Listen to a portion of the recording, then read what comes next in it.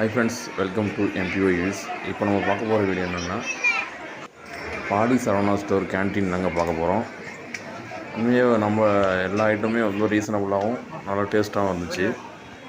Rate எல்லாமே ரொம்ப ரீசனபுளாக இருந்துச்சு. எல்லாருமே சாப்பிட்ற அளவுக்கு இருந்துச்சு. குவான்டிட்டியும் ஓரளவுக்கு நல்லாவே இருந்துச்சு. வெஜிடபிள் பிரியாணி பார்த்திங்கன்னா வெறும் 40 ரூபா தாங்க. ஒரு ஆள் நல்லா திருப்தியாக சாப்பிட்லாம். அப்புறம் சாம்பார் சாதம், தயிர் சாதம், இந்த வெரைட்டி ரைஸ் எல்லாமே 30 ரூபாங்க. சிக்கன் பிரியாணி பார்த்திங்கன்னா 110 ரூபா.